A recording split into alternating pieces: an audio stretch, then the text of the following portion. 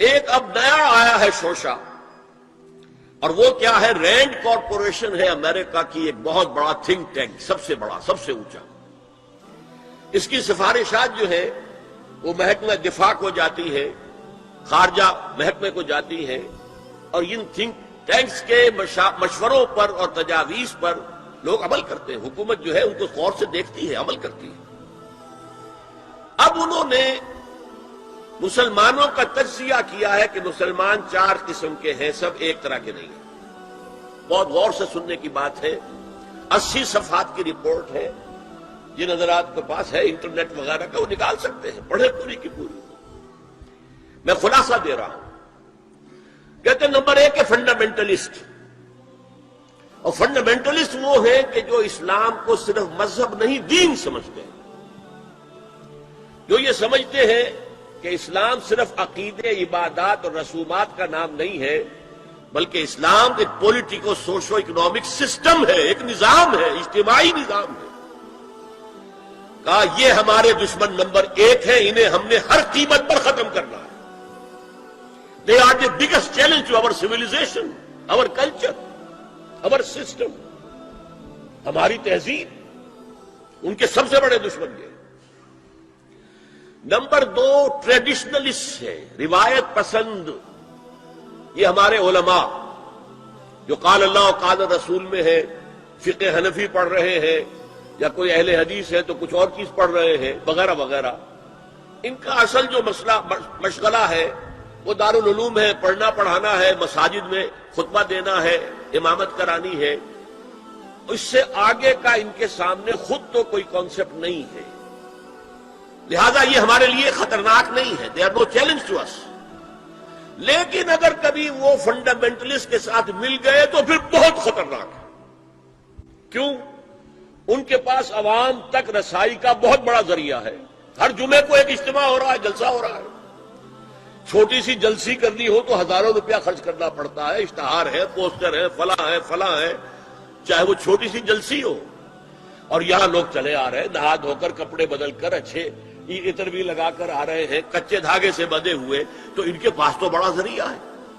یہ اگر فنڈامنٹل کے ساتھ مل گئے تو بہت خطرناک ہے۔ لہذا ان کے لیے تو یہ ہے کہ اولا تو ان کو ایک دوسرے سے دور رکھو، اور جو ٹریڈیشنلسٹ ہیں انہیں اپنے باہمی جو مسلکی اختلافات ہیں، فرقے وارانہ اختلافات ہیں، ان کے اندر بزی رکھو، شوشے چھوڑتے رہو تاکہ وہ اسی بحث کے اندر مناظرے بازی میں لگے رہیں۔ تیسرے انہوں نے کہا ماڈرنسٹ ہے۔ یہ وہ لوگ ہیں کہ جو اسلام کی ایک تعبیر جدید کر رہے ہیں اور اسے ہماری تہذیب کے ساتھ ہم آہنگ، کمپیٹیبل بنا رہے ہیں۔ ان کی مدد کرو، انہیں سپورٹ کرو، انہیں پیسہ دو، اور ان کے لیے خاص طور پر پرنٹ اور الیکٹرانک میڈیا میں ان کی اپیئرنس کا بندوبست کرو، اس لیے ان کے پاس کوئی اور ذریعہ تو ہے نہیں۔ ان میں سے کسی کو کوئی مسجد میں خطیب بنا کر تو نہیں کھڑا کرے گا، بلکہ داخل بھی نہ ہو سکے شاید وہاں، تو ان کے لیے ذریعہ چاہیے تاکہ عوام تک پہنچے۔ آج کا سب سے بڑے ذریعہ ٹیلی ویژن ہے، لاؤ انہیں اس پر، اور انگریزی پریس ہمارا خاص طور پر جو ہے ان کا اعلی کار ہے۔ ان کے لیے یہ ہے کہ ان کی مدد کرو، سپورٹ کرو، اور انہیں پرنٹ اور الیکٹرانک میڈیا کے اندر انہیں ایکسپوژر دو۔ چوتھا کہتے ہیں وہ ہے سیکولرسٹ، پہلے ہی سے ہمارے ہیں، ہماری جیب میں ہیں، وہ تسلیم کر چکے ہیں، ہضم کر چکے ہیں کہ نظام کا، زندگی کے نظام کا کوئی تعلق مذہب سے نہیں ہے، مذہب نام ہے عقیدے کا اور عبادات کا اور رسومات کا، تو یہ تو ہمارے ہی ہیں۔ تو گویا کہ 2 جمع 2 تقسیم ہو گئی۔ 2 کو سپورٹ کرو، مدد دو، اور 2 کو سپریس کرو، اور ان دونوں کو ایک دوسرے سے دور رکھو، اور جو ٹریڈیشنلسٹ ہے، روایت پسند، انہیں ان کے اختلافات میں الجھائے رکھو۔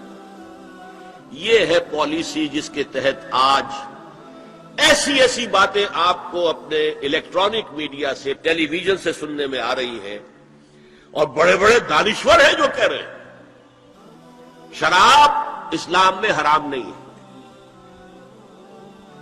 شراب پی کر دھت ہو جانا، بالکل مدہوش ہو جانا حرام ہے۔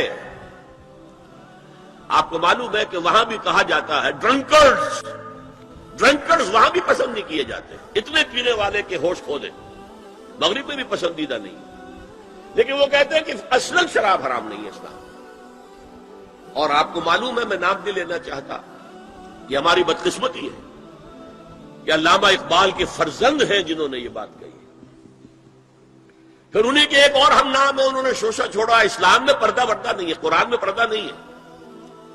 یہ تو ایک وقت کی سوشل ضرورت تھی، ایک خاص وقت کی ضرورت تھی جس کے تحت کچھ احکام دیے گئے، ورنہ یہ کوئی مستقل احکام نہیں ہے۔ دین کی بات پھیلانا صدقہ جاریہ ہے، ثواب کی نیت سے ویڈیو کو شیئر ضرور کیجیے۔ جزاک اللہ۔